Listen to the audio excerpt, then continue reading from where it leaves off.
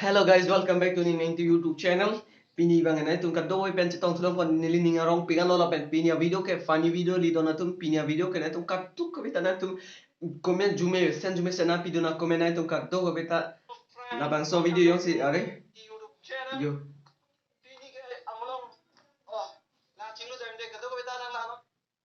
sorry don tum mane dia ikha pu lam than ma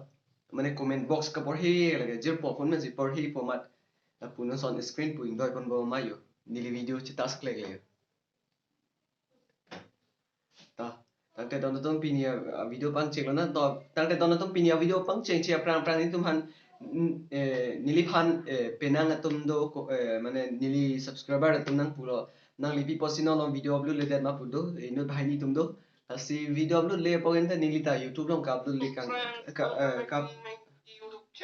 upload kang tung te kali don tum mane nili sohut nili YouTube ko son dong ne video bang upload no ta la si dona tum nili putam ji ko bana tum kan to ko be long si ta me men inut anut tin long le pho phi si ta inut le inut pho pu si ta me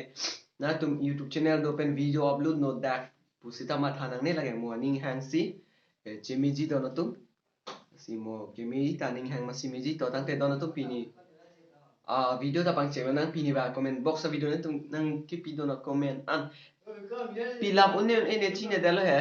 comment box phulap unnen ene chine dalo sita un an kena paklang bodon tun na tuhan bange nang paklang klelo deh nili lang chot po masih a comment nili lang chot po deh to donon tum non comment box so video le pang cheng nang donon tum pene la video lang me sen nice good video lang me pi beautiful bhai hai ki bange por hi na lo deh comment mà thế là zoom sen por hi nang ding mucho comment to tang te first ke ching si pang cheng bang ke system timung ya lalo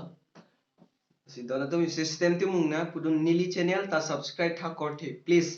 to thang the nili nali YouTube channel nili already subscribe da lo nili nang subscribe tha putum hane nili ta rega comment thek long ben back si dun ju ti lo si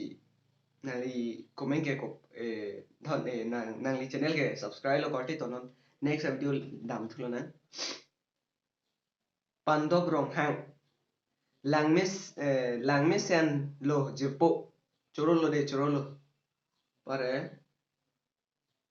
balo do thula ha same engti na kudun kopilo dona tu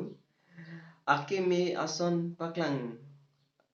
athai avidel luma la ha dia ita de la ni hai video sa upload roti sita non pen an kin ni long me thang ka break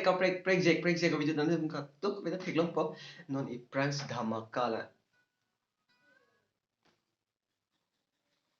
pen sia bange Arjangso Hanse Production labangke langme sen de nang subscribe allo de nili channel ta subscribe vek tha okay chok bang phun na si comment por he bia bang phun ko ham sin lang de lom so de tha thana tum bang phun pina ma sik sau phun ko ham to tang te to no tum neng aning neng nang to ka prek comment le por he thunai xin nhập luôn này tụi ta đang càng xăm ori để càng cặp hàng ở por của mình đang càng xăm ori anh tôn hồ sạch luôn chế song timung là gần là hoa là chế song hoa là hay là bao nhiêu chế song timung nice video corte đó to thank you là bông số thank you là cái tum rong số đó hết ta YouTube channel đó subscribe lang ta subscribe đam thade chế song timung bu search ra alang lige bc ke pula karbi status si mane status video si banai nai mane la son hai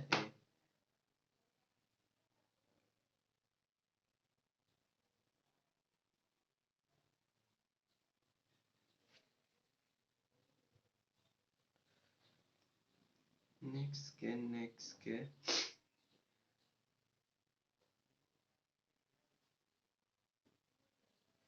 in case si to thulan dona to thare horen ing hi thare horen ing hi thare horen ing hi pinso aphan ke bangjok ta aning hang jile ente hang lo tikote hang lo hang bang dolo singki mi sen bate yok ta hang lo ma thidi ta te next dam tu next ba kumalo ho la phan por hi na ho la bang jumi sen Rajesh Englang mana ni lia एकदम first lang mah di man mo next Q&A video bang na tum han comment box video ba next bang na tum han screen long to paklang ada wo sita no na bang first lang pa paklang lai lo de la bang pute Rajesh Englang pitong pune lang na neta attack pu an vet let at get to pitong ni punan pu neta thak thạc bị bọn thì ta tia chứ cái vấn đề thạc của cọc đi thế tụ ăn việt việt kì bùi bọn này cái đấy ta đã tọt cái tiếng for hitam po thế neta thạc tụ ăn việt let cái let tụ ăn việt let ép kì ta bùi chim thế đó ta đó nó tụm dia cái thằng mo này Pini pui do sana pulote nang li Rajesh Englang nang pitu pamekanon. Pen non ke kapre ke video long le dam tu nang le de. Kapre. Oh sing yam long tan la.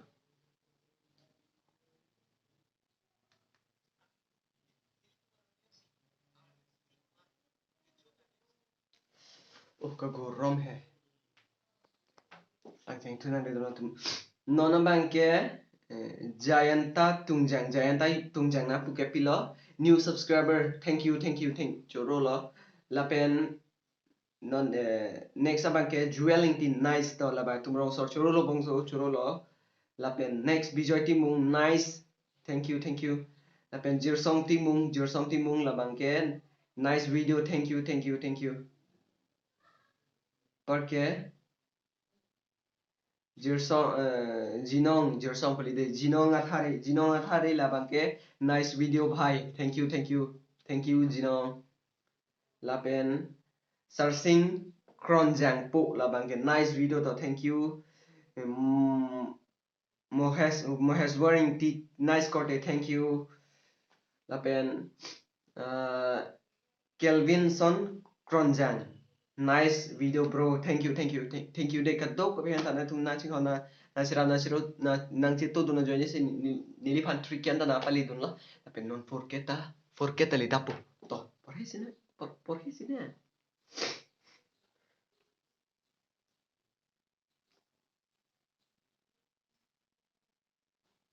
la pen malo laga har bamon ti lage ni matha ding te tum classmate जीवन दे har bamon pudo akur pine chine har bamon ti thol ba subscribe alo bhai to subscribe dot puni pulong ni ta thank you lo subscribe alo po la pen karbi emotional status ta la bangke new subscriber lo korte nili phanta nang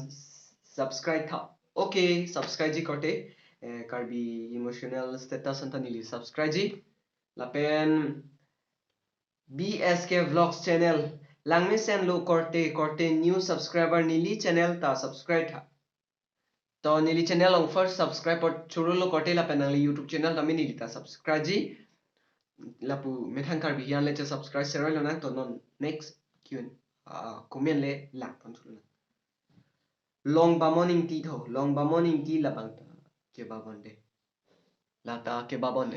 YouTube channel do pun tum lang tha long ba mon inti to la so comment ta por hi na nice video la pen ake hai nili channel link pipon ikta okay pipon nang pinia video lo ma ne da lo mo next video long pipon nang la sinang na nangli kopila long ba morning ti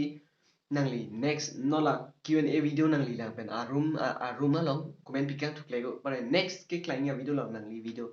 link description no sito po la pen Clarkson production channel alangli Clarkson production channel hana tum kaduk bita subscribe klang te subscribe dan non tum alangli status TV me pik an alang lia YouTube channel ke link description dong do pon nai tum ka do ko bita subscribe klang to subscribe dem thade link description dong sitolo Clarkson production channel labange ni tumarong solo tumrong sibera leng lo chithan no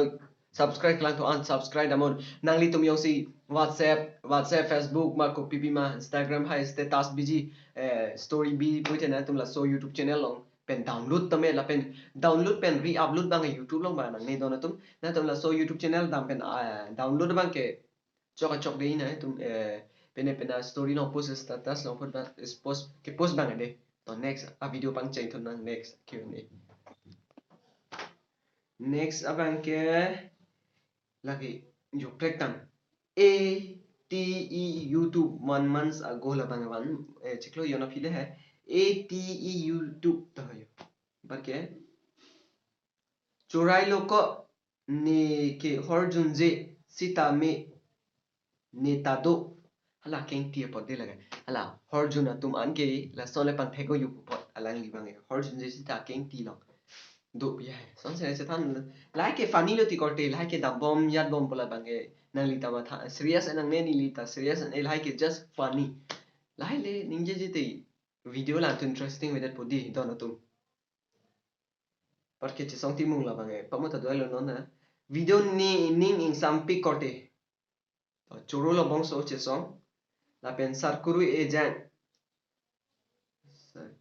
cholo de comment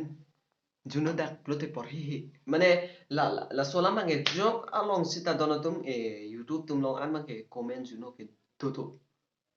sini long sita mi to lo he comment juno por he lo de kaprek le por hi tuna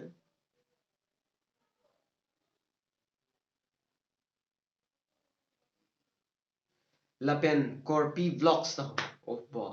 kara dung bon corpi vlogs ute nai tum arjulong lo man dili ke first time to sita corpi vlogs ta pitong pude arju sene corpi vlogs a video ke langme sen bonta la akeng ti ang hoi dolote horki jun apin so lo pudam un a the horki jun det le son ke kali but a kesar atum ason atum ta inginan ko konat ne rong a hut pen pene kaching wai a hutta me a kesar atum ason ingi dunan ko laso kangi pot tal do la si horki juntum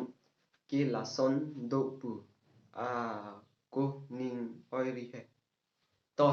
thang the pilo ho corby vlogs ninge oi enang lina pa ken pot churu lo sita nilita la solam bang chini de no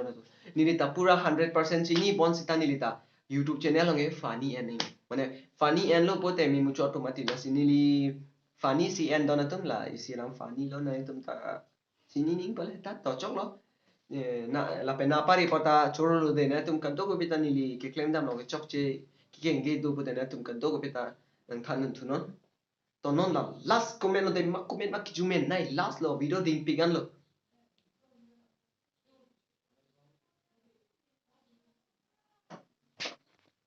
to video to donatum la bang last comment lo de video ding pigan lo parang ke nilita kablo ta derret to last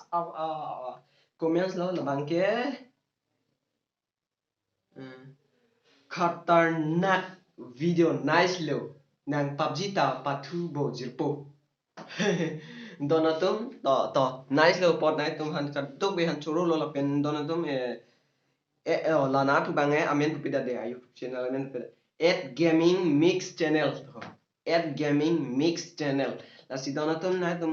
do go pita na tum la bang so video ke cheng men ki juda na la nun pa churu lo la pen na tum ka do pita ni YouTube channel han subscribe non na tum aprang an so se video ke thek lo in phan to tang te pinya video ke la sikang to lo donatum ka do pita do mi thak me kur bang thu bye bye mun thiri chi tong thu nang dei